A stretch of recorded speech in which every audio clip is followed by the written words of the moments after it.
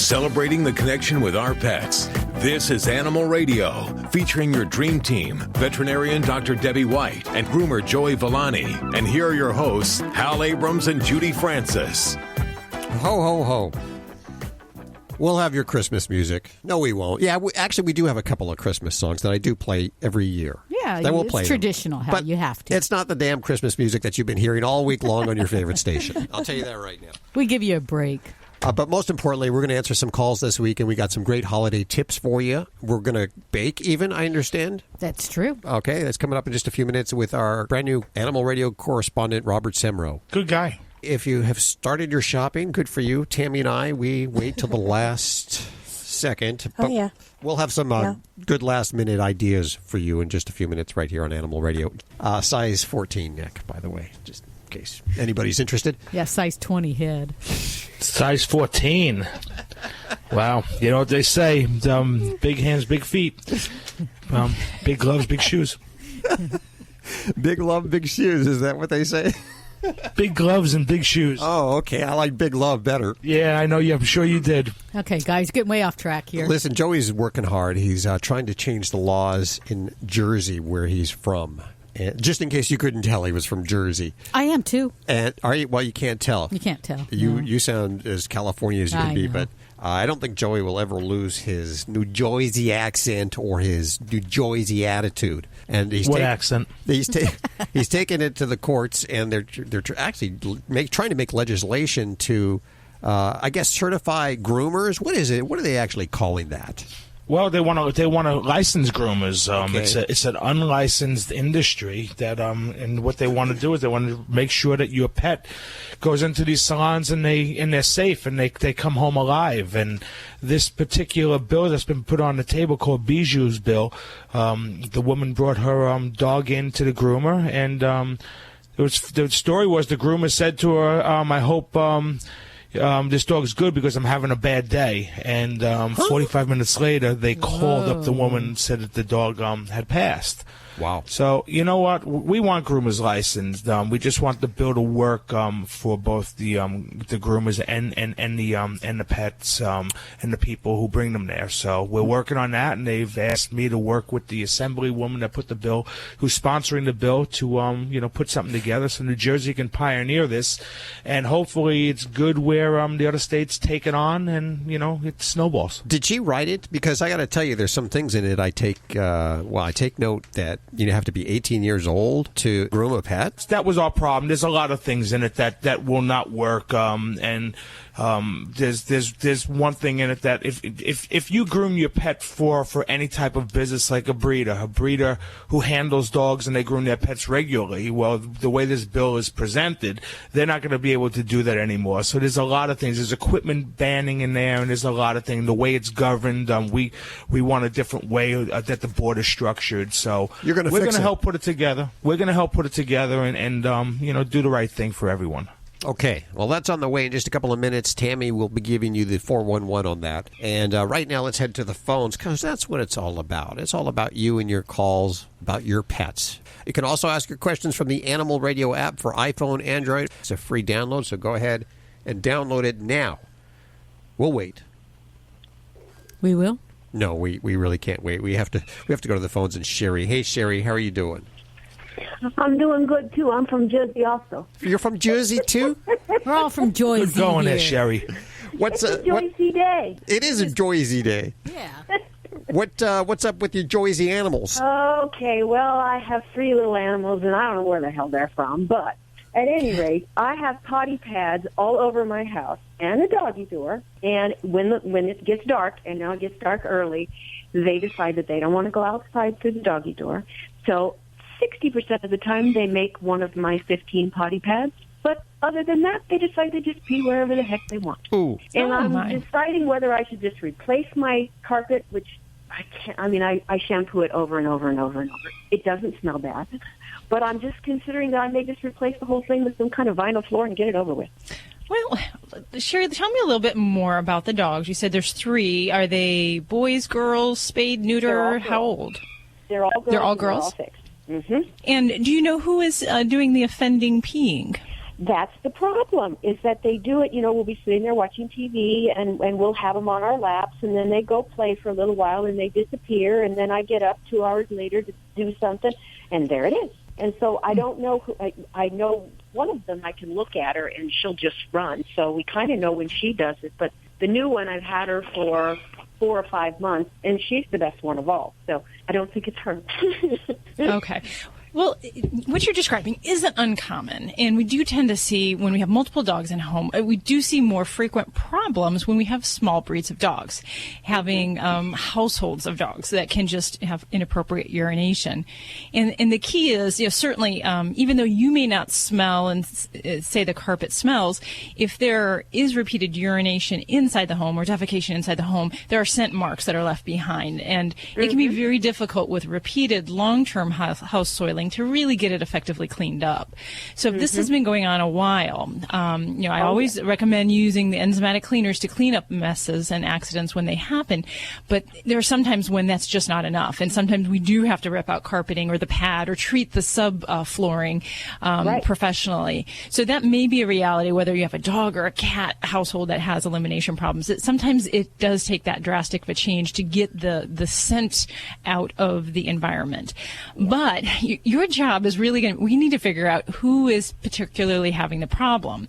It could be that several of the dogs are urinating, but we need to know who. I have a feeling that, because when they go outside, the older one, she will go outside and pee rather quickly, whereas the other two just kind of wander around. And as soon as she's done peeing, then they pee where she's peed. So I have a feeling that the marking is what is going on. I think even the littlest one who never peed in the house at all, now she thinks, well, if the other one does, I need to cover this up because, it's my exactly. Too. And that's a natural behavior. So, even if you have a dog that is urinating normally outside, if someone else urinates inside, they may go back later then and urine mark over that. So it is going to be imperative that we figure this out, who is doing it. And it no supposition here, no saying, okay, this one went outside, so I know she didn't do it, or that one looks guilty, she therefore did it. We have to see the witness doing it. So that may mean separating them, keeping them confined. It may mean sometimes we'll use things like the hunters have those motion activated cameras that you can get to set up in the area, and that's a great way to catch them in the action if you can't supervise them constantly.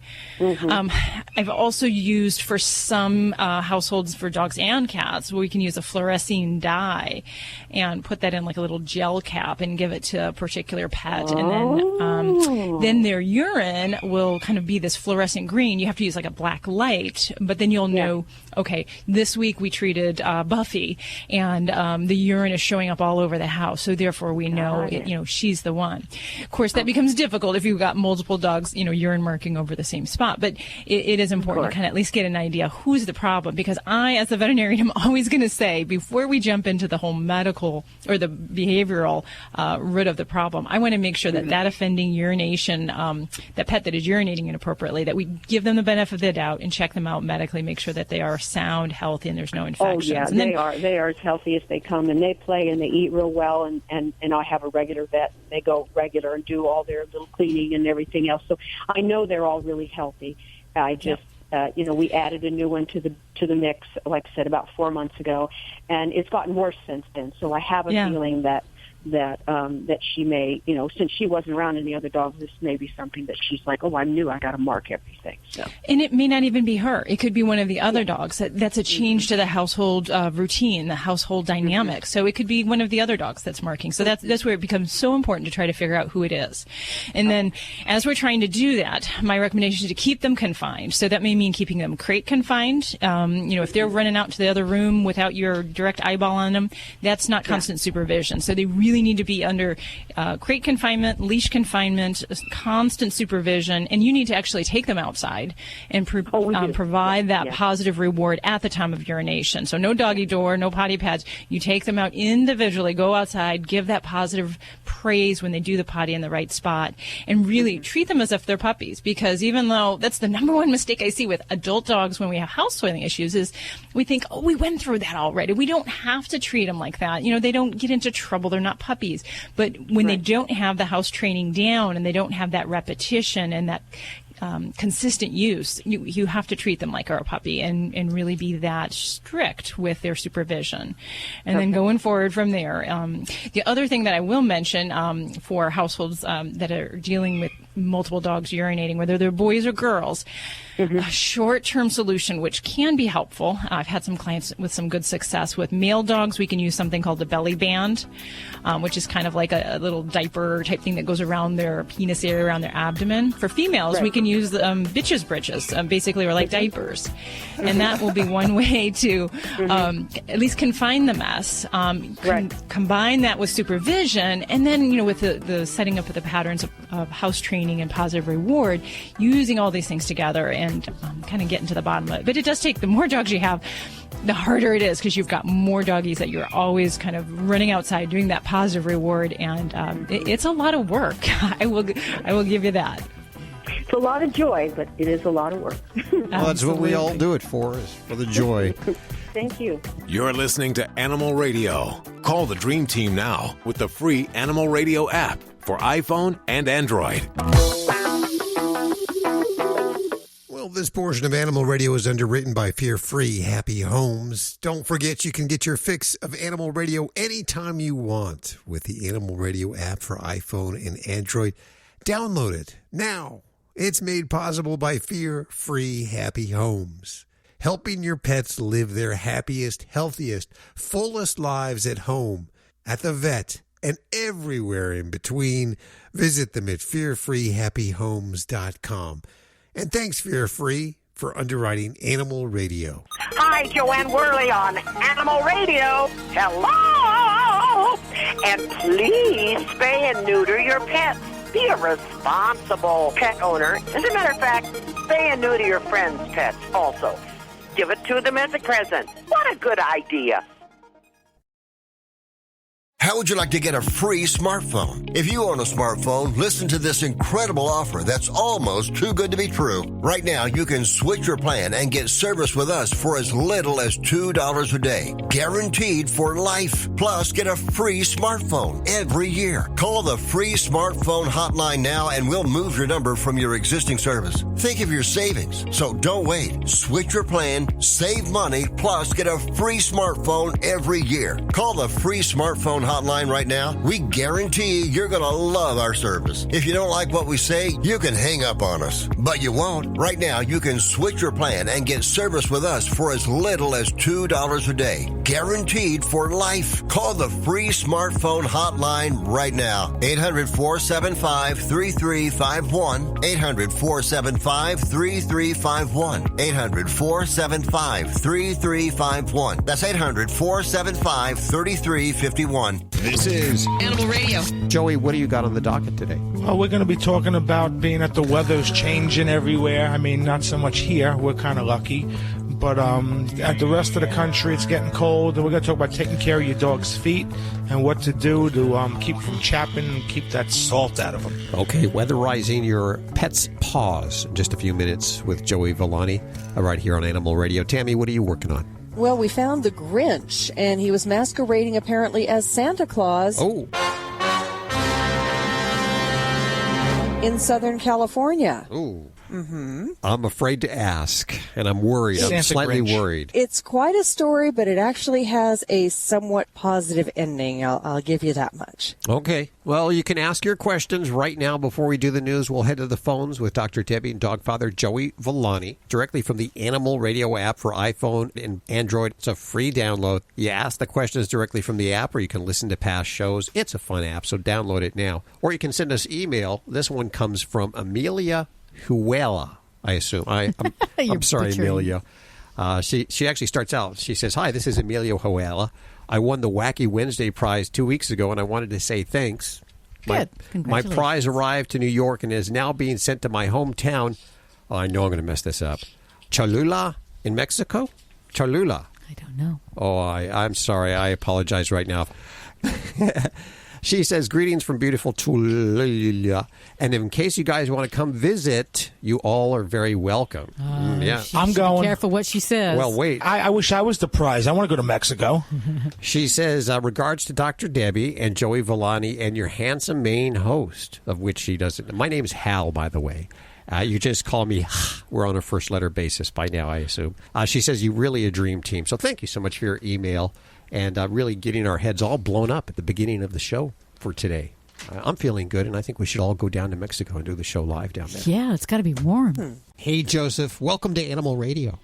Hi. Where are you calling from? I'm in Cottonwood, California right now. I'm a truck driver. Truck driver. Okay. Well, drive carefully, please. What's going on? No, I'm parked. But good. I have a Jack Russell, and he's had a couple times in the last few weeks where he's gotten up and he started shaking, and he kind of, I guess last night my wife said he fell over and couldn't get back up, and then it just went away after a minute or so, and he was fine. Okay. And has that been something that's just been recently that's come on, or has he done that for a while?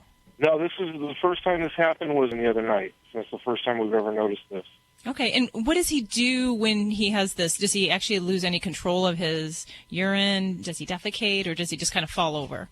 The first time he didn't fall over. Second time my wife said he did, but no, he doesn't. Nothing like that. No, he just kind of loses his balance and he's like shaky. Any kind of association to what he's doing right prior to this? Is he eating, sleeping, playing, doing anything unusual right before the episodes? Well, the first time he was in his bed, my daughter said he kind of jumped up out of his bed right before it happened. And the second time, I think my wife said he was over by his bed. So he might have been sleeping both times. Okay. And, at this point, I'd say we may have a challenge determining exactly what is causing the episodes. But there's basically a couple main things. Number one would be that we could be actually having a form of a seizure disorder. Because not every seizure looks like that typical epileptic seizure that you may be familiar with. Some seizures can be very mild for dogs, where they can just have a trembling of one body part, or they can even stare off into space. So something like this, where he's kind of having combination of issues of having some trembling as well as kind of falling down, that would have to be high on my list of concerns, is that we could have a seizure. And the causes of seizures can be a lot. Everything from epilepsy to toxins, to liver disorders, to blood sugar issues. So there can be definitely a lot of causes within that diagnosis. Now, there are also pets that can have what we call syncopal episodes, and that can sometimes be from heart problems. So even if a pet does... Go ahead. The one time when I was home, after he started acting, kind of shaky, I kind of picked him up, and I put my hand under his chest, and I could feel his heart really racing. Mm-hmm. It was really pounding, so it was like he was scared or something. Sure. The challenge with the heart-related problems is that sometimes that can be a little harder to pick up. We might have to do something like an EKG or even a chest X-ray or an ultrasound to find out a little bit more about that. But I think the big thing is that we do need to start getting some diagnostic tests to figure out what direction we're going, because there are some pets that these episodes will get worse and worse, more frequent, and we may need to get them on some medication if we're dealing with a seizure-type disorder. Okay. If we're dealing more with a heart-based problem, diagnosis is going to be key, because the last thing we would want to do is give him an anti-seizure medicine if he's got a bum heart and we've got a rhythm problem with his heart. So that has a totally different kind of approach to things.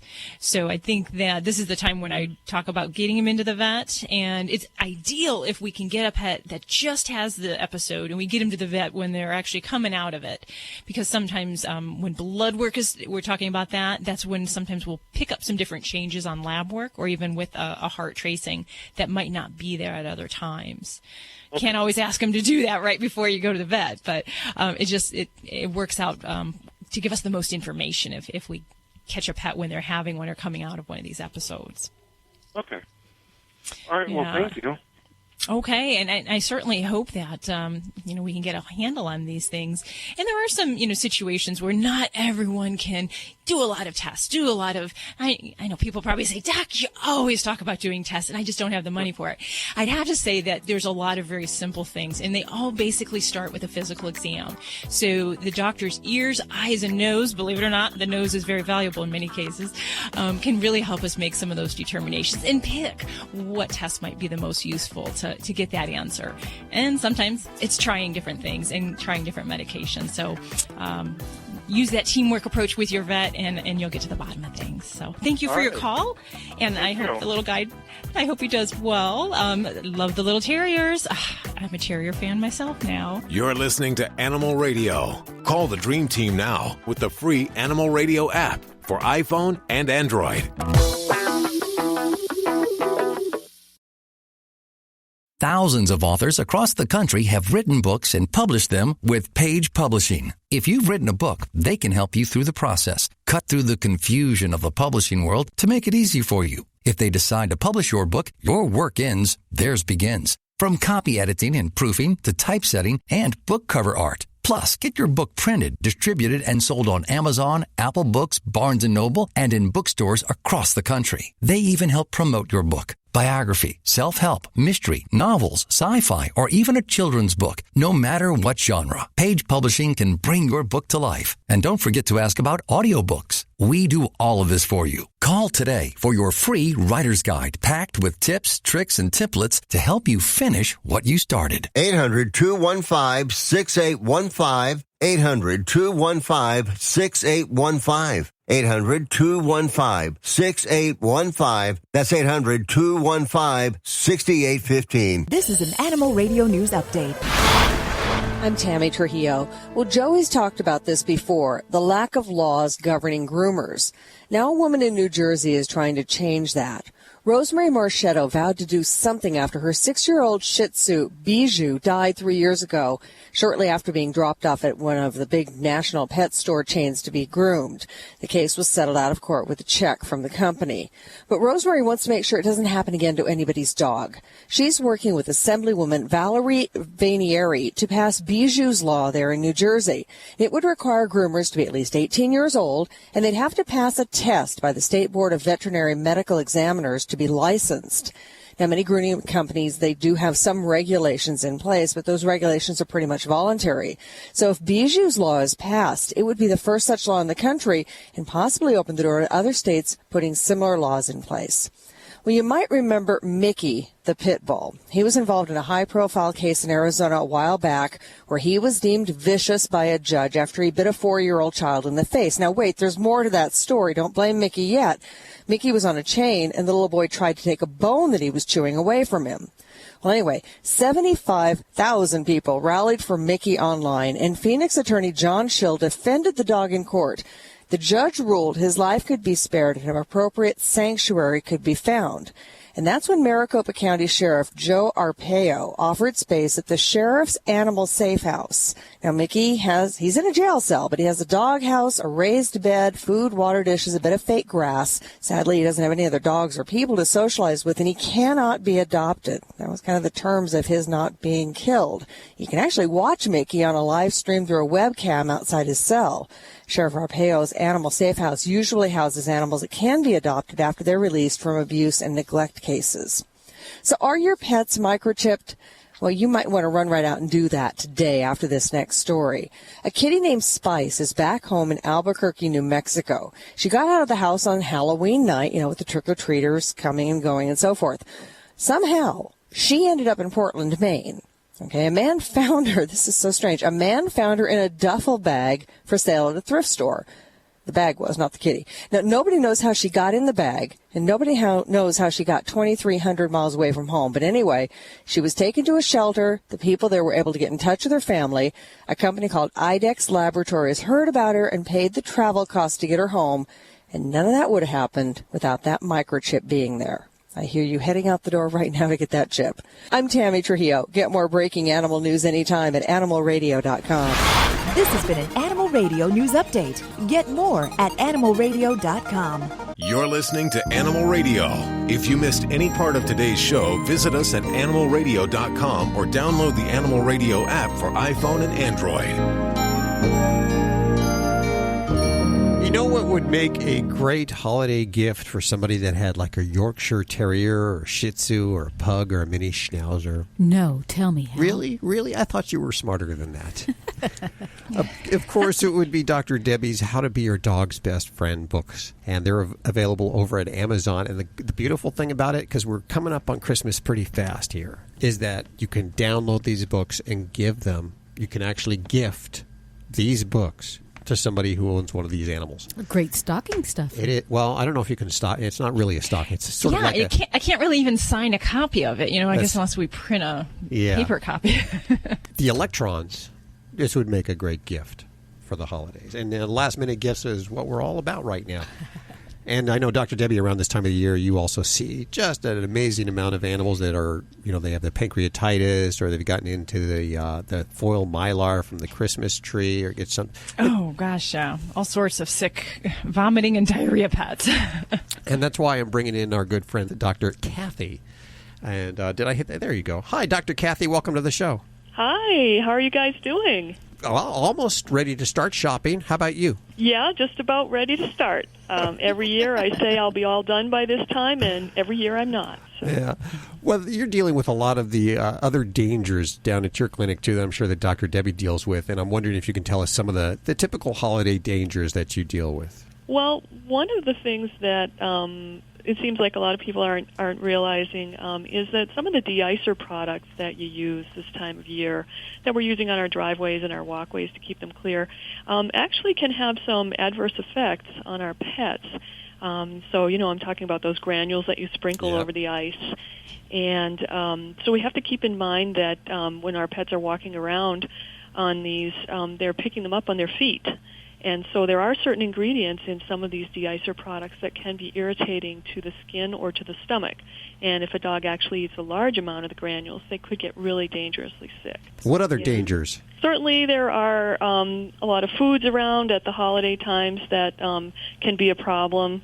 Certainly some of the alcohol drinks that we have over the holiday times, because a lot of those they're based on milk or cream. They're sweet. They taste good to the dogs. Yeah, they taste great to us, and they taste great to our pets, too. So those are a concern. Alcohol is definitely dangerous for animals. There are a lot of plants around, and we're getting plants as gifts. People are often worried about poinsettias. Isn't that a bad plant? Not necessarily. They're really overrated. The toxicity of them is a bit overrated. They can be irritating to the mouth and the stomach, and there might be a little mild vomiting or nausea. But really, one of the bigger risks, especially for cats, is lilies. You might get a holiday flower arrangement, and lilies are really deadly to cats. They cause kidney failure, and just chewing on the leaves can be enough to do it. So that's something to keep in mind. One of our all-time favorites, of course, not really favorites, but one of the things that comes up a lot is chocolate, because that can be a problem. Some of the compounds in chocolate can be very dangerous. Baker's chocolate, the real unsweetened chocolate, that contains the largest amounts of the problem-causing compounds. Oh. Coffee can also be a problem. Really? And people are giving each other those great chocolate-covered espresso beans. So that can be a problem, too. So there are a lot of things. What about sugar substitutes? Yeah, there can be some problems there, especially there's one called xylitol. That can be a big problem. And really, and that's in so many things now that we don't even think about, especially sugarless gum. And that can be a real problem depending on the size of the dog, for instance. And it's more of a problem in dogs. We really don't see it in cats. But just a small dog can, say a 10-pound dog, just a small piece of that gum can be enough to really cause severe problems. Causes changes in the blood sugar levels and can cause also liver problems. So that's something to really watch out for. And a lot of people I don't think about that. You put your purse down, it has gum in it, or it may be sitting in the console of your car. And that happened in my own family. I was like, oh my gosh, I had a relative that was leaving this xylitol gum in their vehicle with my dog in it. I was like, no. Yep. Yeah. It's easy to do that. Are there things that really aren't foods that we should be looking out for besides like the mylar from the Christmas trees? Batteries can be a real problem, especially the lithium-type batteries that a lot of toys come with. And, I mean, they're in everything. We use them in our remote controls. The little tiny ones are in hearing aids. They're all over the place. And they can be a real danger if dogs swallow them, especially if they chew on them, but even just swallowing them, because those lithium batteries have the contents inside of them can cause a lot of tissue necrosis and burning if they're chewed, but also even if they're not, because of their small size, they tend to get caught in the esophagus. Ooh. And that, in a very short time, the battery interacts with the dog's saliva, and there's actually an electric current passing into the tissue, and that can cause severe burning. And so that can be deadly if that's not caught. Wow. I've never heard of that before, but I guess that could be, especially if you have one of those labs, or like Dr. Debbie has one of those dogs, don't you? That just eats anything. Yeah, my own dog's had the worst chocolate toxicity I've ever seen in practice. It's it's always the carpenter's closets or the shoemaker's shoes. And, you know, we walk around, people ask us questions about our animals, and then they say, your dog looks a little fat.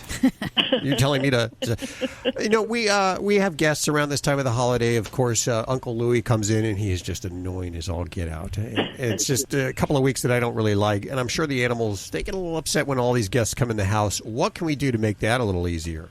Well, I really just think ahead. I mean, think about what it's like from your pet's perspective. You know, their life is, they don't realize it's the holidays. Life is going along very normally, and all of a sudden, like you said, you know, all these strangers are in the house. It's noisy. Our own schedule is different.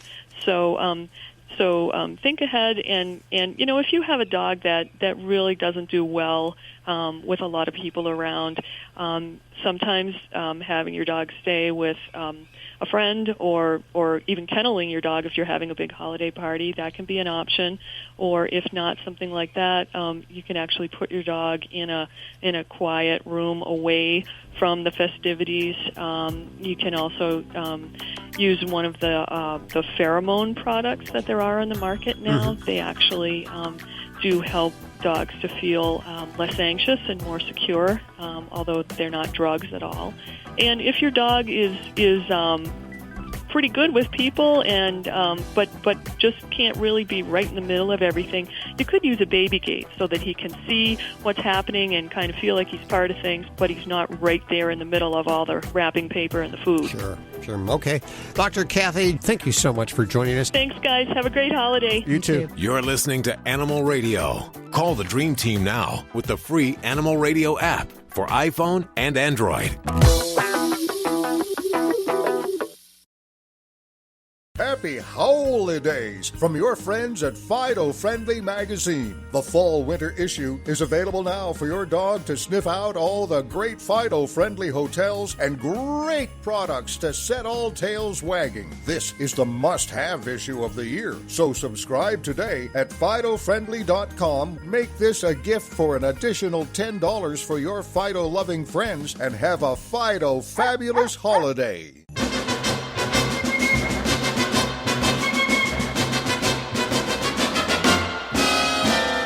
What will I get that putty cat for Christmas? What can I get to really please my friend? I offered money and funny, I even tried a book. No foolin', he was drooling with that putty cat look. Oh, what a time I have with Christmas shopping. Oh, what a time for Tweety birds like me. I've offered white fancy ties, but he just stares with hungry eyes. Oh, what will I get that putty cat for Christmas? Happy holidays to all of you. This is Jack Wagner sending you my best for the Yuletide season. Take care. Happy holidays, my friends. This is John Lithgow, hoping the season brings you closer to the people you love. Hi, everybody. This is Adam Sandler, and I hope you're enjoying the Hanukkah season. Happy holidays. I'm Quincy Jones, wishing you all the best in the coming year. Hi, I'm Ted Danson. Happy holidays to you. Oh, what can I get that putty cat for Christmas?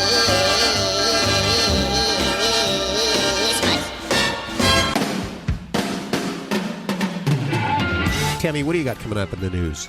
Well, this is something Joey's talked about before, that there really aren't laws governing groomers. And there's a woman in New Jersey, her dog actually died after something that happened to him while he was at the groomers. And in that dog's honor, she is pushing for legislation there that will make groomers be licensed. Yeah. What do you know about that, Joey? Well, the funny part is your own Joey Villani and spoke about this bill in Trenton, New Jersey. I went down there to speak about it because the concept of this bill is wonderful. The way it's written is very convoluted and needs changing. After I did my testimony, the chairman of the committees is making the assemblywoman get together with me to actually rewrite this bill. Wow, that is so cool. Yeah, Joey Villani. And see, you guys don't know when they asked what company are you representing, I said Animal Radio. Oh, great! Just so you guys know. That's good. Yay. Well, I want to be a catalyst for this, but I've got to ask some questions. You know, the legislation says that you must be 18 years old. That's one of the things.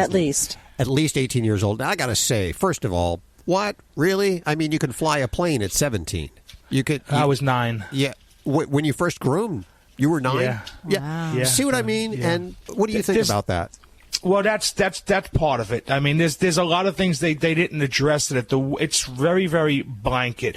And what I told the state of New Jersey, if New Jersey's going to pioneer this, let's do it right so everyone says that New Jersey got it right, and then it works for every other state. Because the way it's written right now, if you are a dog breeder going to a dog show who routinely groom their own dogs, this bill is going to not permit them to do so. Mm-hmm. They want to ban equipment that's perfectly safe when used right. When used wrong, it's like everything else. You know what I mean? You drive a forklift unsafe, you're going to kill somebody. So there are things in it which I totally understand the concept, but and I'm glad that they recognized. You know what? We'll sit down and we'll listen to you. And let's rewrite this so we can all be happy about it. In principle, it's good to have some kind of accreditation for your groomers. But I just want to make sure that we're not have the young aspiring genius groomer who's only 12 years old doesn't have a chance to do it just because of this legislation. Anyway. I bow now for the dog father, Joey Villani. Well, it's the weather is starting to change. Yucky. We're starting to get snow in the rest of the country. Don't sugarcoat it, man. Yeah, I know it does. It sucks. I enjoy the warm weather. What can I tell you? But it's time to get your dog's feet in shape. And I know I've spoken about this before, but let's speak about it again because it's that time, so I want to keep it fresh in your mind. Okay. What happens now is as the ground gets colder, and especially people who walk their dogs a lot, just like your skin, the pads of their feet are going to crack, they're going to get chapped, and they're going to start to get irritated. If you ever notice that your dog in the wintertime probably chews his feet more, unless he has allergies, than he does in the summer, just normally, it's because they get irritated. So what we want to do is we want to keep them moist and want to keep them nice.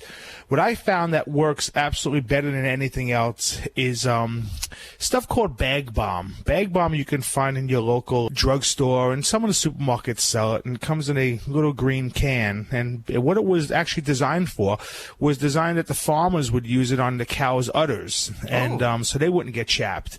And it works really, really good. Actually, you know what? It works really good on your hands too, because when you put it on the dogs, you get it on your hands. So my hands are nice. Look at my hands, Al. I've seen udders that have not looked as good as those hands. Yes, exactly. Let me tell you, if you can't find it, Vaseline works good. The only thing is you got to massage this stuff in pretty good, because what you don't want to do is get Vaseline on your furniture and your carpets. And also you don't want your dog to be sliding across the floor. But it works great. No, well, I mean, not usually. So anyway, rub it in really, really good. Do that twice a week if you can, and you'll have a happy dog that has happy feet. Happy feet are always good. And that'll keep like the salt out, because all of that salt that's on the street, people put that out to melt the ice. The ice is not that great for their feet. No, not at all. And you know what? And this will help. It'll keep their feet from getting irritated from that as well. There you go, the dog father Joey Villani on Animal Radio. Dogs or cats, horse or emu, animals are people too. In Long Island, a dog named Bentley took his owner's car for a joyride and ended up crashing into a coffee shop. The 50-pound dog's owner, musician Brian Mayer, said he just wanted to keep his best friend warm, so he left his car running while he ran into the Cool Beans coffee house to sign up for an open mic night. The next thing I knew, Mayer explains, I looked up to see my van coming at me in the window with Bentley in the driver's seat grinning at me. Luckily, there were no injuries, although a window and some patio furniture were damaged. Bentley seemed to enjoy the ride, wagging his tail happily after he got out. The owner of the coffee shop took it all in stride, calling Bentley a really sweet dog. I'm Britt Savage for Animal Radio. are people too. Animal Radio. How would you like to get a free smartphone? If you own a smartphone, listen to this incredible offer that's almost too good to be true. Right now, you can switch your plan and get service with us for as little as $2 a day. Guaranteed for life. Plus, get a free smartphone every year. Call the free smartphone hotline now and we'll move your number from your existing service. Think of your savings. So don't wait. Switch your plan, save money, plus get a free smartphone every year. Call the free smartphone hotline right now. We guarantee you're going to love our service. If you don't like what we say, you can hang up on us. But you won't. Right now, you can switch your plan and get service with us for as little as $2 a day. Guaranteed for life. Call the free smartphone hotline right now. 800-475-3351. 800-475-3351. 800-475-3351. That's 800-475-3351. My girl just showed up. She's so good. Celebrating the connection with our pets. This is Animal Radio, featuring your dream team, veterinarian Dr. Debbie White and groomer Joey Villani. And here are your hosts, Hal Abrams and Judy Francis. Your dog just came in the studio. Yeah, my child care just dropped her off. You have child care for the dog? I do. Well, that's the benefit of having family around. They love to spend time with her, gives her a little interaction, and, I get a break. Isn't it great to be able to bring your animals to work? I take it for granted sometimes. I think about the people that have to go into a cubicle. And they say, and this research just came out from CSU, I believe in Michigan, they said that it actually improves productivity to have an animal or a pet in the office or to bring your pets to the office. And if you want to see that research and bring it to your boss and show your boss, believe that. Yeah, it's true. You can find it over at animalradio.com. My bird is already making me shiver about screaming outside the window. I noticed that. Yeah, so I don't Making believe me it. shiver too. We don't let Gurney come into the studio because Gurney is a very loud bird, as you might hear every once in a while in the background, and you wouldn't be able to hear us. Big show today. In a few minutes, we're going to talk to Robert Simro. He has this kind of cookie party thing every year. It's kind of weird. It's the first time I've heard about it. I don't know what a cookie party is, but apparently he gets all his dog friends together and gives them cookies. And he cooks them and all of that. And he's going to be talking with us in just a couple of minutes right here on Animal Radio. It is time for our hero. I am so glad for the people that nominate all of these great heroes. You've got a bunch of nominations this week. If you're interested in sending Judy a nomination for somebody who's doing something great in your community, for one animal, 1,000 animals, it doesn't matter, just as long as they're doing something for the animals. We want to hear their story. Yeah, it could be a companion animal or a wild animal. Doesn't matter. The email address to send those to is yourvoice@animalradio.com. And this week, Michael Chiozza. Is it Chiozza? Yes, that's correct. Okay. Are you still a fireman?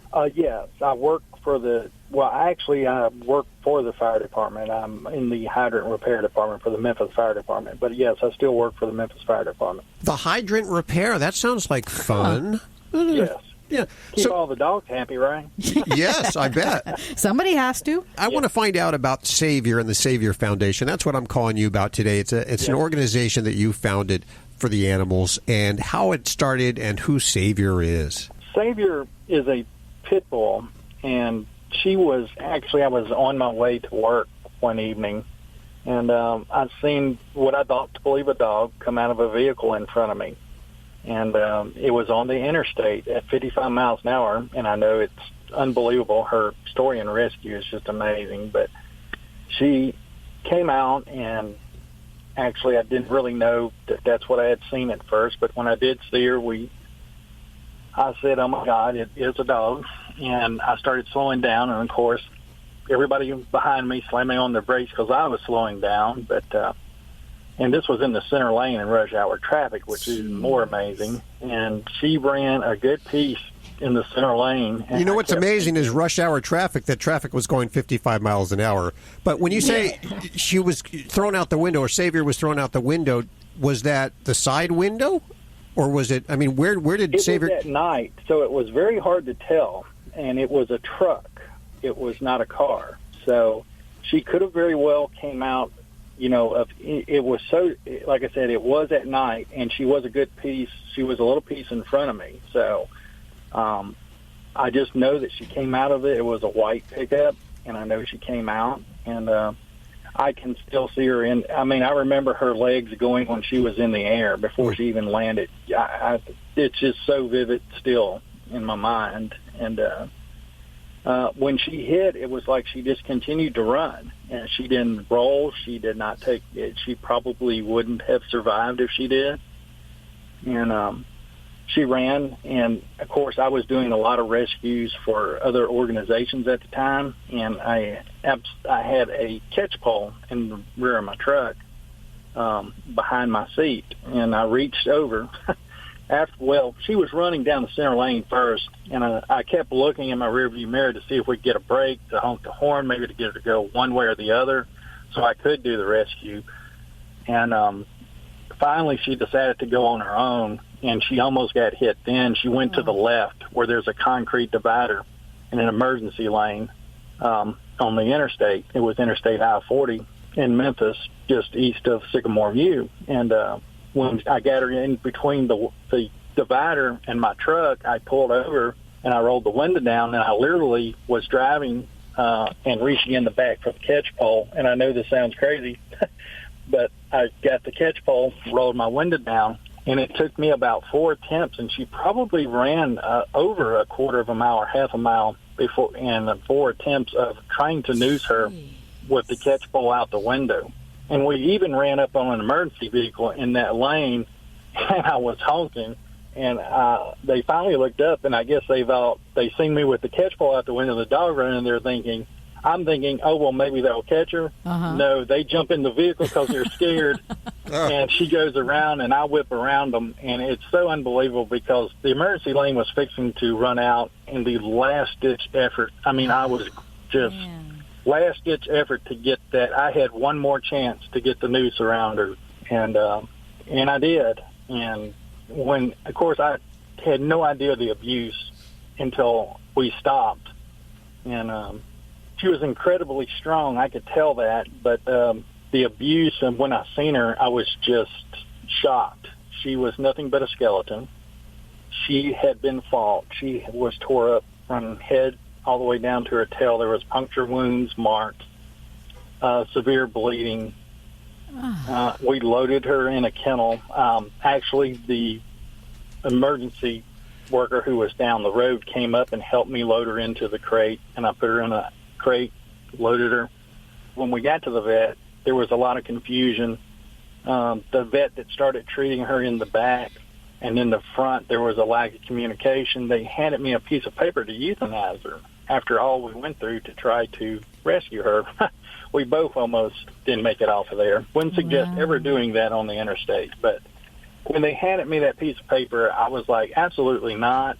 And I kept trying to call my personal vet at the time, and I finally got a hold of him, and he opened his clinic up and said, meet me over there, brought her over there, and treatment went on, for months. And she survived, and she is incredible. Well, you created the organization, the Savior Foundation, obviously a catalyst from this. What does the organization do? We provide medical care for severely injured and abused and neglected animals. And we also provide for owned animals for underprivileged and fixed income as an alternative to euthanasia for their animals who may not otherwise be able to afford care. So we're getting like a 2 mission statement. One is to provide for care for injured and sick animals that were rescued, to provide medical care for them. We also help provide medical care as alternative to euthanasia for animals that are in critical conditions that may be owned. And see, a lot of times the people that rescue the animals are in the same situation I was with Savior, needing the funds to get them on the right path medically to heal. And we created the Savior Foundation. And you did a wonderful thing by doing that, a great organization. The website is thesaviorfoundation.org. And you're doing it grassroots. You're doing it local level. I love to see it like that. And you've rallied the troops together for a cause that I understand that animal abuse problems have actually risen in Memphis. Yes, and that's one of our mission statements, too, is to educate the public on abuse and neglect. And we just recently went into a local school here with one of our board members and did a presentation on the proper care and showing what we have done for injured and abused animals and getting it on the level of the kids. And if we start with them, I just think the future, that's our future. Michael, thank you so much for joining us today. You're our hero of the week, and we salute you for all you've done. Thank you.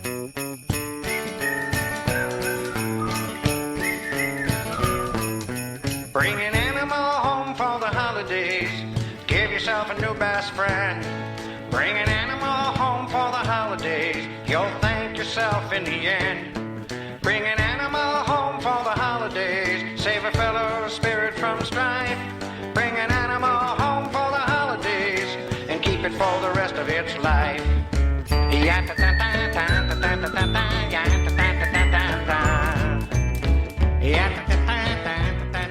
Alan Cable, can you smell that? Your dog can.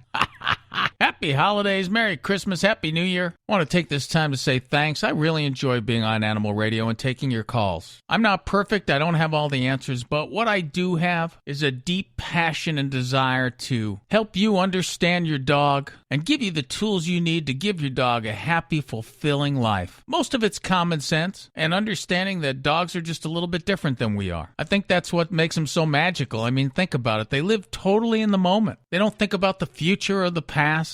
It's all about what's happening now. Dogs don't hold grudges, they're not greedy, and a dog will never break your heart. They want to please you, they just need to know how. And if I can help you get to the answer, it brings me the greatest joy and satisfaction.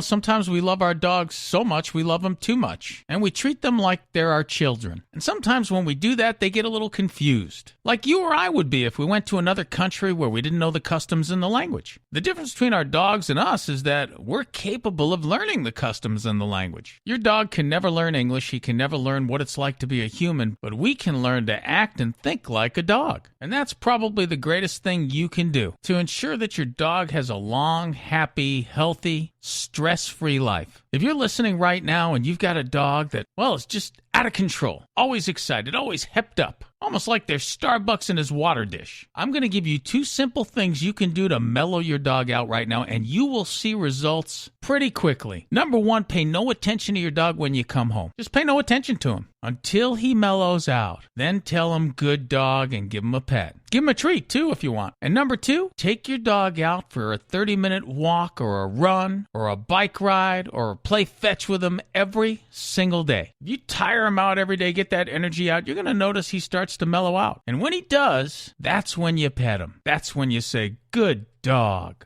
This is Animal Radio, baby.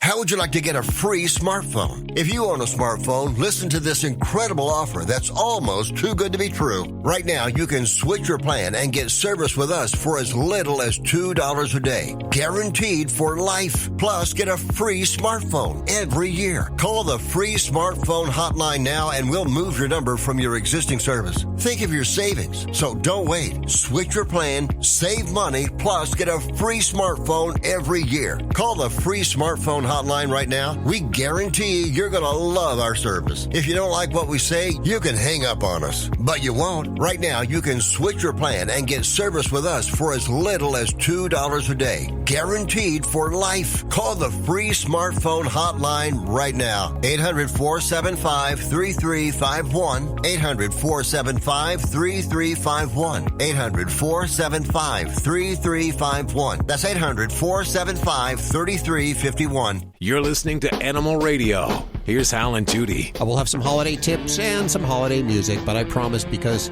both Joey and myself are sick and tired of the Christmas music, that you won't have that average grandma got run over by a reindeer music this weekend. I know I don't want to be a Grinch. We're just a few days away from Christmas, but let's face it, are we all sick and tired of the Christmas music that all the radio stations are playing? Yes. How about you, Dr. Debbie? I like Christmas. I really enjoy it. I just don't like it when it starts at, Halloween on. Yes. It does start early. It started in September, I think. But it'll come to a rapid end, and then it's all about New Year's after we open all those presents and start our diets. Because we're all going to start a diet after the New Year. We all say that after all this food. Anyway, on today's show, we have a great hero. This guy saved a dog that was thrown out of a car in the middle of a highway going 55 miles an hour. Wow. And I think that'll be a perfect hero for us. Also, we have some giveaways of a great book coming up. But most importantly, it's your calls right now for Dr. Debbie or Dog Father Joey Villani. Welcome to the show, John. Hello. Hey. How are you? Good. I have Dr. Debbie right here. What's going on with your animal? Oh, I have a female border collie, and I also have one of her sons because they're cow dogs, and we work cows with them. Anyway, we were gone for a few days and didn't realize that she had come in heat, and sure enough, the day we got home, we noticed that her son had bred her that day. Oh, okay. So we're wondering Oops. what we could do about that, if there's a morning after pill or something for a dog or... Yeah, well, the best thing that I could suggest is to have this baby spayed. Okay. That's the honest truth here. She's at an age already at 6 where, if she's not spayed, we do have to be watchful for some other health problems that are coming on. Pyometra, which is a uterine infection, plus all the different cancers in the reproductive tract. So I don't see a reason that I would endorse allowing a pregnancy to go forward at this point. But in response to your question, is there a mismating pill you can give? There's really not a pill that we give to dogs to terminate pregnancy. It's kind of, for me, I have to say, it's something I don't do a lot of reproductive work because I don't particularly enjoy it. I think we have enough doggies on this earth that we don't need to really be reproducing them for them. But there are some different mismating techniques that can be done. Generally, in the U.S., they're limited to treatment 30 days after they've already become pregnant. So you've already got a pretty almost full-term pregnancy there. So for me, I find that a little distasteful to have to terminate pregnancies at that point. So those are different types of injection techniques that are done. In other countries, they do have some injections that can be done early into the pregnancy, just, almost immediately after breeding, but it's really not very widespread in the U.S. You could always check around and see if if you have any kind of reproductive specialists that have this available.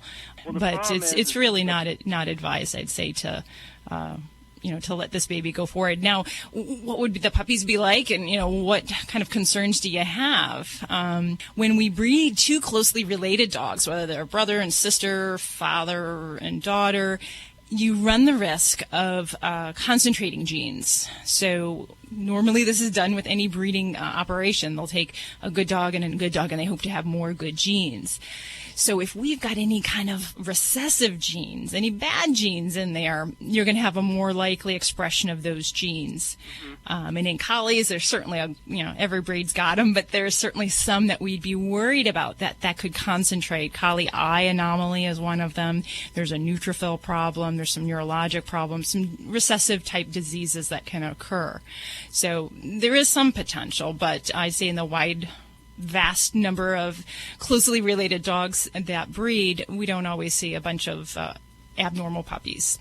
But you do definitely run that risk of having some of those certain diseases expressed more likely. So I don't know if the parents have any kind of health problems or anything that in any related... No, there's no health problems. And, we use this dog. She's out of a national champion stock dog, and we usually breed her to, along those bloodlines, not the same bloodlines, but to champion stock dogs, and then we train the pups and sell them to ranchers. So it's not like just a normal dog, Okay, all right. That's the reason why I don't want to spay her, because we sell the puppies for a lot of money. Oh gosh, you're breaking my heart here, man. Oh, at 6 years, has she put her years in? Is her uterus done? This is my opinion here, and I have to say that it's just maybe a time you need to really consider. Has she done her service for you, both on the ranch and in the reproduction category here? And I am definitely I'm sympathetic with what kind of life she lives and what she's doing. But gosh, I just got to say, I'd either let this litter have its way, and then maybe they just become pet quality pets. But like I said, if you're really looking to terminate pregnancy, you're looking at doing that maybe about a month down the road. Okay. So, yeah, I don't hope think I that's wanna not do the that. case. It's just too valuable to me to risk anything happen to her. Now, last batch she had a C-section. Is that advised to do that again, or? Yeah, there's some controversy whether or not if a pet has a C-section that they're going to always need a C-section, and I don't see that that's always the case. There are some breeds, usually the bulldogs, the big-headed breeds, where I'd say that tends to be a little bit more the case, but it doesn't mean she's absolutely going to require that. So, so hopefully that won't be the case, and things will go along naturally, and just be real vigilant and watchful with her. And who knows? Maybe it doesn't take. Maybe you won't have that not. pregnancy. That would be great. Last time I bred her to a son of a 10-time world champion stock dog, and she didn't settle to that one. So that was kind of a bummer. We were looking forward to that one, but oh well. Yeah, well, give your little girl a scratch on her head for me. She's a hard-working dog, and I wish her the best. Okay, and thank you very so much much for your call there, John. You're listening to Animal Radio. Call the Dream Team now with the free Animal Radio app for iPhone and Android.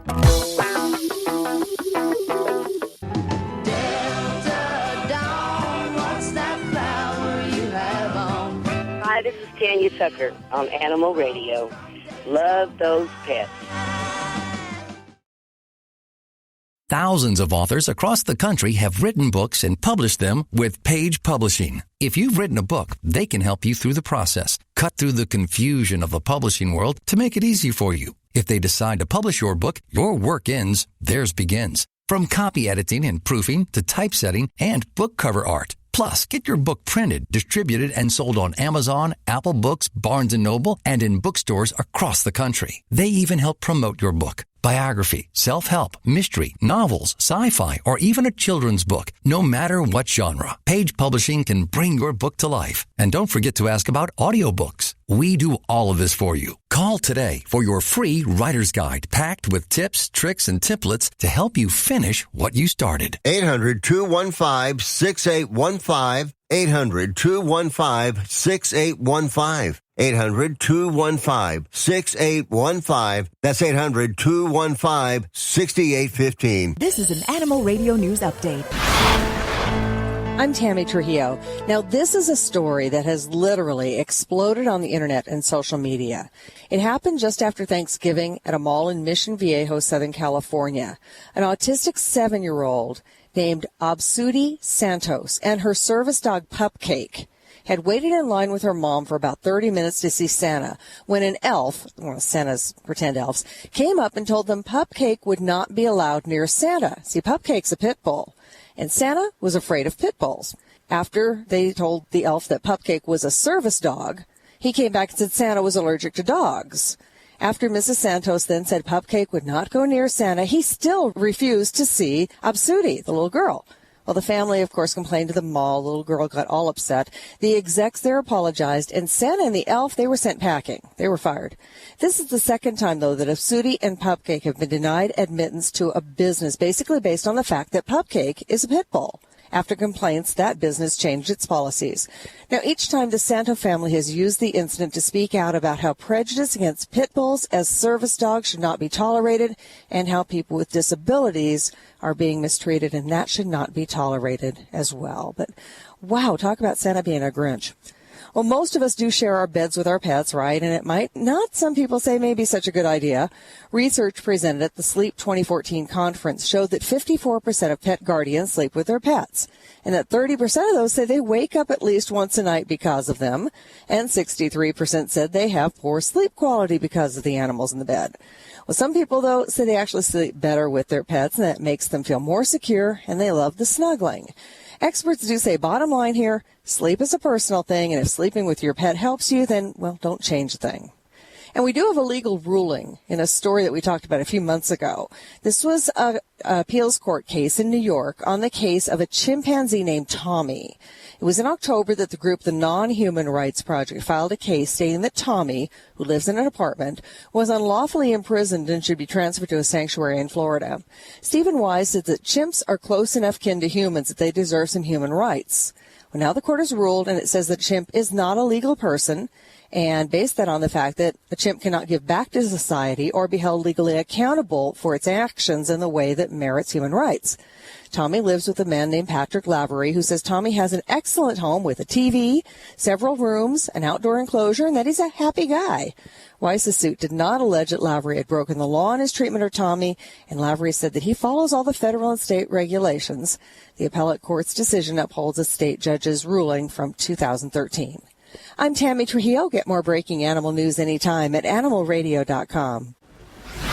This has been an Animal Radio News Update. Get more at animalradio.com.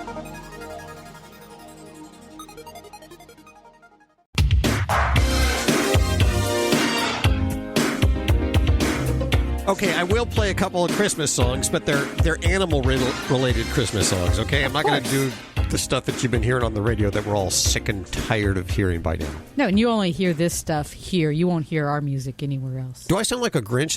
It's not even... I actually do my shopping on Christmas Eve at 7-Eleven. Well, I'll be looking for that gift then. I'm going to tell you how. If I don't get something, even if it's late, I will be very upset. Well, yeah. Yeah, exactly. 7-Eleven, anything works. Something this year. Some motor oil, last year was like perhaps. coal. Yeah. Last year it was the green Christmas tree that hangs from your rearview mirror. Well, I thought that was festive as well as kind of utilitarian. It had a function. Yes, it does, Hal. Yes, so it does. You didn't like my gifts? I didn't say that. No. Joey Straight said out, it. no. Okay. In just a couple of minutes, we're going to head back to the phones for your calls, but I am so proud to welcome this next guy who's just done some great things for the animals and media in animals. In fact, he has his own company called Pet World Insider, and he joins us as a brand new animal radio correspondent. And where are my notes? Oh, there they are. Today, we're... hey, Robert, how are you doing? Robert Semro. Welcome him to the show, if we might. Welcome. Hey, hello, Robert. How are you? I am doing great. It's a pleasure and an honor. Now, I understand that you actually cook for your dogs during the holidays. And you have what's called, and this is the first time I've ever heard it, cookie parties. Ooh. With your dog. You are, Hal. In fact, actually, we would invite you over, but I think we'll maybe hold that back based on the gifts you give. But you know what? I do cook for my pets year-round. And when you think about it, some of the things that people do during the holidays for their human guests, they're really now seeing, hey, you know what? Be a lot of fun. Bring your dogs with. Let's go ahead and let's make a special cookie just for our pooches. I get a lot of inquiries about, hey, I want to do something special for other people's friends, but I got a limited amount of money. Well, cook them some homemade cookie treats that are safe for the pets. Really easy to do, really simple, and it's a lot of fun. And I've got 2 young daughters, and it's one of the ways that I really get engaged and also kind of spread the message of what we need to be doing for our pets to that younger generation. One of the things that we're doing is my daughters have some of their friends coming over, including some of the Girl Scouts who get me fattened up with their cookies. We're going to make sure we don't fatten up our pooches. We're going to make some healthy dog cookies for all of their pooches. It's a lot of fun. Well, why not just buy them treats, though? Well, it's a great question, and certainly, Sugar and Zoe, my 2 pups, will get a few of those, but I am really concerned about the ingredients. I know a lot of folks out there are. I get a lot of emails, a lot of calls about this. The one thing I always know when I'm making the treats, I know what ingredients are going into those treats, and I know what Sugar and Zoe need, and I can kind of slip it into the recipe, and they're none the wiser. So I love to put healthy ingredients in, because let's face it, kale and flaxseed and all that, if I were to lay it out on a table for them, they'd probably run and hide. But when I mix it into a treat, well, you might want to see my gift to you this year. It's a special one. But dogs, they love it, and there's preservatives and other things that I just want to stay away from. So you certainly could do that, but you know what? It's festive. Let's have some fun. Throw on that ugly sweater. Sure. Get in there and make yourself a fun cookie for your pets. Obesity is kind of a big deal with every time I take my cat to the vet now, he scolds me because my cat is overweight. And our dog. And I'm wondering, if giving them these cookies, doesn't that just sort of add to the problem? Great point there. And the thing I would say to all the listeners out there is remember to keep track of the treats, not only that you're giving them, but also that the other guests that are attending your parties are giving them, because they should be a part of what you're feeding them during the day, not in addition to. That's how we run into that obesity. But again, Hal, I'm looking at the ingredients. I'm putting a lot of healthy things in there. So I actually sometimes feel they'd be better off eating what I'm giving them than if I were giving them things that were coming out of bags. So I feel very comfortable, and I think that's the reason we're seeing this trend in home cooking for pets. But you got to do it right. Do the research. If you do it right, does that mean it's going to take a lot of time? Because that's one thing I just don't have. You know what? It's less than an animal radio segment. I'll tell you, it's real short, real easy. I got to interject, okay? Because, I agree with everything Robert's saying, but he keeps saying it's fun, and he could say it because he has daughters, I can see me with the apron on, making cookies, cursing, the dogs wanting to eat them before they're done. So yeah, you could pass off it's fun, but when you got two daughters, that's like slave labor. That's good. You got them; they could do it, and then you sit back and smile. You know what, Joey? We're going to get you out here into our kitchen, and I promise everybody in Animal Radio Land there, we are going to get Joey with an apron on, and we're going to make a treat or two. Okay. And you'll see how fun and easy it is. Now, there you go. Is there a video that's going to accompany this here that tells us how to make any of these cookie treats? Yeah. That's a great point, and specifically because of the Joeys of the world who we love, for the Animal Radio audiences, we're going to make sure that we post up a video, a real simple recipe, and if you want to go wild with it and add additional things in, great. But, folks, this is going to take you no more than 15, 20 minutes, and you are going to be surprised, much like my good friend Joey there, at how yummy they are, as well as how simple and fun it was. And I think it'll become another holiday tradition. Okay. I love that idea. Are these treats that potentially we could be eating as well, with sharing with our pets? Well, we could. I will tell you that we leave out some of the things that we humans like that are not healthy for our pets, like extra sugars and salts. So they are more for the palate of a pet than they are of someone like myself or Joey.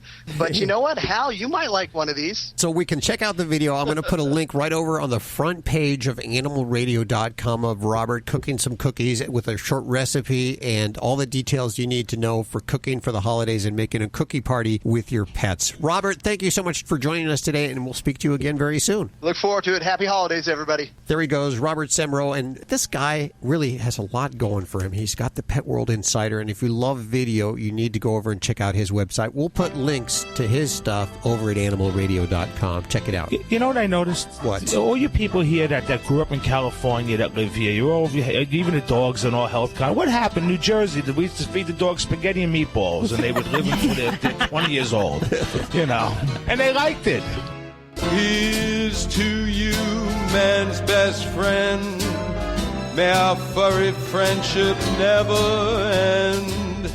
Sitting by the fireplace, miles away from our rat pack race, I raise my glass in a toast to you. You wag your tail, you're toasted too. There's nothing that I'd rather do than spend my time with you on Christmas Eve. Thousands of authors across the country have written books and published them with Page Publishing. If you've written a book, they can help you through the process, cut through the confusion of the publishing world to make it easy for you. If they decide to publish your book, your work ends, theirs begins. From copy editing and proofing to typesetting and book cover art. Plus, get your book printed, distributed, and sold on Amazon, Apple Books, Barnes & Noble, and in bookstores across the country. They even help promote your book. Biography, self-help, mystery, novels, sci-fi, or even a children's book. No matter what genre, Page Publishing can bring your book to life. And don't forget to ask about audiobooks. We do all of this for you. Call today for your free writer's guide packed with tips, tricks, and templates to help you finish what you started. 800-215-6815. 800-215-6815. 800-215-6815. That's 800-215-6815. Now, here's what I've been waiting for all day. In fact, all week. We discovered last week, quite by accident, that Rudolph, the red-nosed reindeer, He has antlers, and I learned last week that these antlers are supposed to fall off at a certain age. Is that correct, Dr. Debbie? Well, what should happen is male reindeer, which are caribou, they should shed their antlers come winter, so about October, but definitely by the 1st of December, they should have shed those. So in order to hop on that sleigh on the 24th, they've got to be females if we're seeing those racks that we're accustomed to in all the pictures and the cartoons and the movies. Okay, so females have racks, which is real easy to remember. But Rudolph, he shouldn't have a rack, should he? Not at that time of the year. Now, he'll have it at other times, and they use that for fighting with other males. But the scandal comes when it happens in December. So we can't either they're all girls that are on that sleigh tugging things away, working like the hard-working females they are. That makes sense. Or maybe these are just males that Santa has done the snip to, and they've retained their antlers. Oh, you mean castrated? Possibly, yeah. So if they're steer, they may still have their horns or their antlers and not shed those. So that could be the other possibility, and not just an all-female team. So that makes Rudolph either a castrated male or a cross-dresser? What is that exactly? Or he's just sexually misidentified. Okay. There you go. You heard it here first on Animal Radio. I'm sure the tickers all across the world now are just ticking away with this amazing news. Just let it go, Hal. Let it go. Let it go. The other theory is, it's just Santa is magic and has magic means at his disposal. That I would go for. That I believe. Hi, who's this? Is this Martha? Yes, it is. Hey, I wanted to make sure I got the right line here. How are you doing today, Martha? I'm fine, thank you. How are you? Very good. Where are you? I'm in Kansas. And is your dog named Toto? I'm just asking. Well, we have a little bitty 4-pound Yorkie, but the problem we're having is with our 97-pound lab. Oh. Good size lab there, huh? Yeah, he is. He's a big guy. He's not overweight, but, he's a pretty good-sized guy. But and what's going on with him? Okay, on the 5th, he'll be 9 years old. And that's my birthday. Oh, my goodness, he shares my birthday. Birthdays. Is it really? Yeah. That's awesome.